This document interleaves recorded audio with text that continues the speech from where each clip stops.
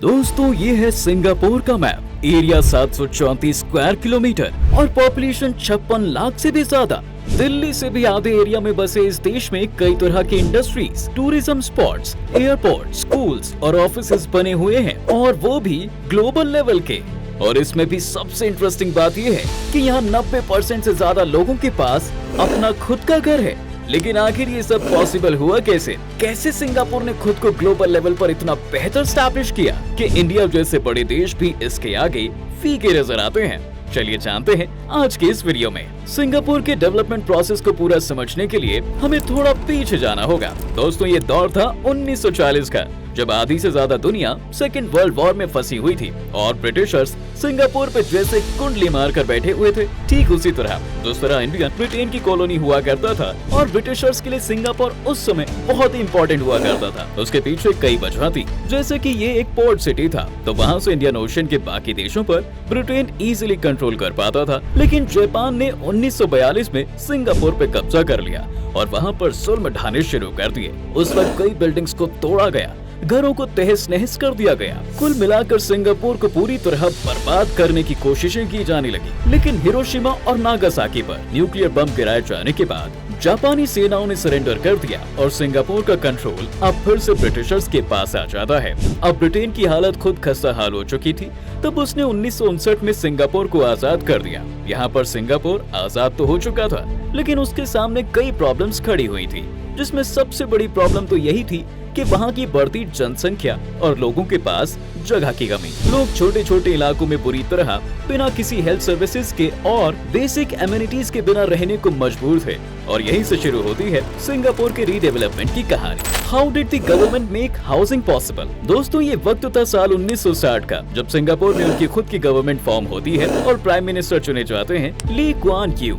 नई गवर्नमेंट इस उभरती हुई प्रॉब्लम को पहचान कर हाउसिंग के प्लान डेवलप करना स्टार्ट कर देती है और यहीं पर सेटअप किया जाता है एक नया हाउसिंग एंड डेवलपमेंट बोर्ड, यानी कि HDB, जो कि एक रिपब्लिक हाउस एजेंसी थी और उसका काम था सिंगापुर में बढ़ती गरीब आबादी के लिए रेंटल हाउसेस बनाना।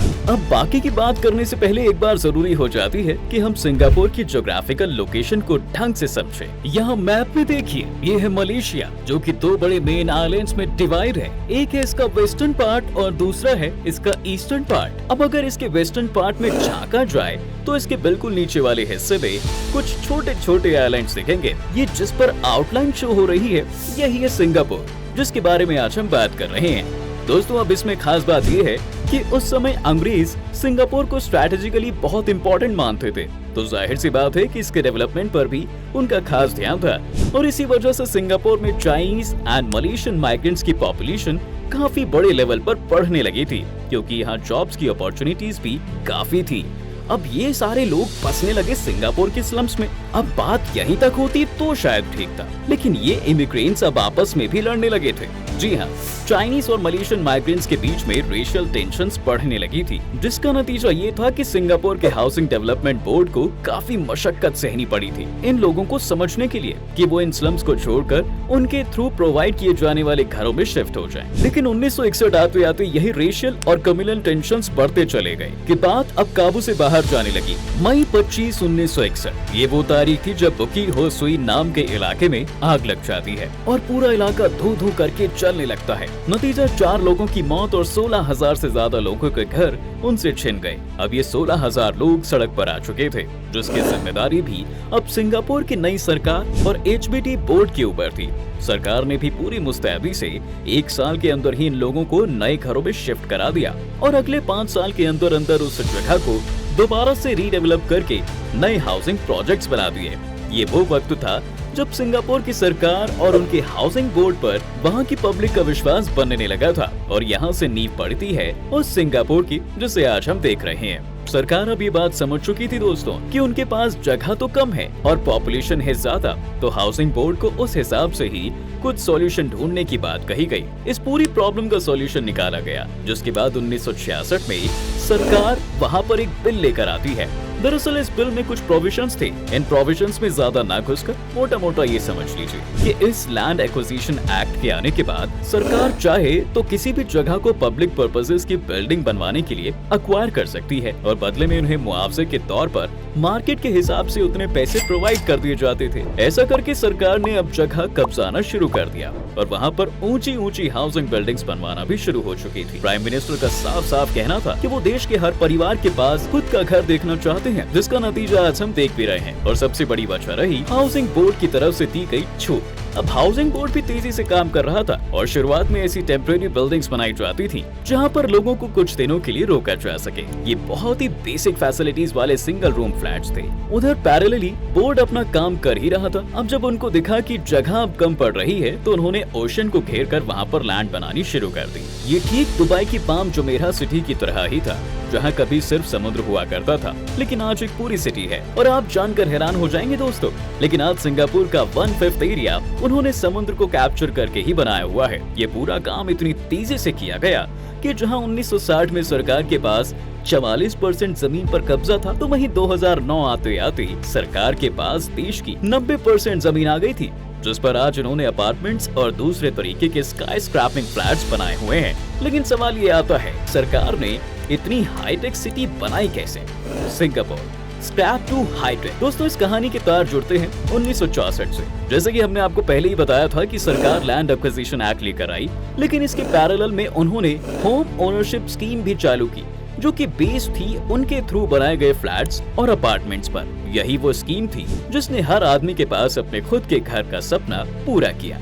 इसमें एक इंटरेस्टिंग बात यह है कि 2020 तक सिंगापुर में बने 24 नए टाउन्स में 10 लाख से ज्यादा फ्लैट्स हैं और ये सभी टाउन्स इतने बेहतर तरीके से डिजाइन किए गए कि यहाँ स्कूल से लेकर ग्रोसरी स्टोर्स, हॉस्पिटल, जिम्स और मॉल्स तक बनाए गए हैं। इतना ही नहीं दोस्तों, यहाँ का MRT यानी mass rapid transit train system इस सिटी में रहने वाले लोगों के लिए बहुत बढ़िया कनेक्टिविटी प्रोवाइड करता है। अब यहाँ एक और बात जो वाकई ध्यान देने लायक है वो ये कि यहाँ पर जितनी भी हाउसिंग स्काई स्क्रैपिंग बिल्डिंग्स बनी हुई हैं, इनमें एक चेकर बोर्ड पैटर्न बना हुआ है। मतलब यहाँ अगर एक बिल्डिंग की हाइट ज्यादा है तो दूसरी बिल्डिंग आपको छोटी नजर आ जाएगी। इससे होगा ये कि एक तो बेहतर एयर सर्कुलेशन मिलेगा और जो लोग इन अपार्टमेंट्स में रह रहे हैं उन्हें भी खुला आसमान दिखता रहेगा। कुल मिलाकर वो बड़े शहरों की घुटन वाली जिंदगी से बचे रहेंगे। इन हाउसिंग सोसाइटीज की एक और USP है कि यहाँ वाइड डेक करके अपार्टमेंट बिल्डिंग्स भी मिलेंगी, जिन्हें social gatherings, wedding functions, funerals और दूसरे किसी इवेंट को ऑर्गेनाइज करने के लिए बनाया जाता है। अब ऐसा भी नहीं है कि ये सारे काम सिर्फ सरकार कर रही है, क्योंकि सरकार के अलावा यहाँ कई प्राइवेट प्लेयर्स भी हैं जो सरकार के साथ मिलकर ऐसे ही हाउसिंग प्रोजेक्ट्स डेवलप कर रहे हैं। हालांकि ये प्राइवेट बिल्डर्स ज्यादातर एग्जीक्यूटिव क्लास प्रोजेक्ट्स में ही डील करते हैं। अब आपके मन में एक सवाल जरूर आ रहा होगा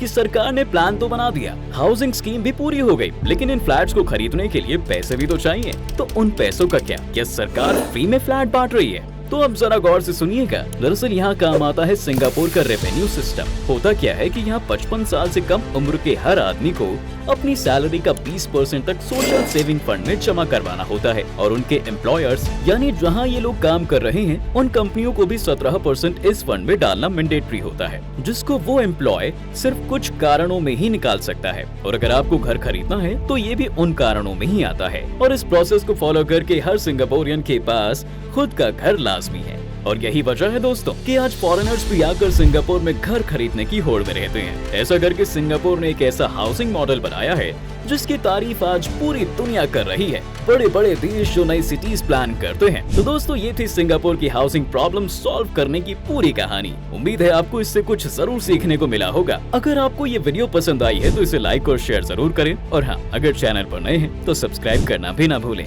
ताकि ऐसी और वीडियोस आप तक पहुँच सकें। धन्यवाद।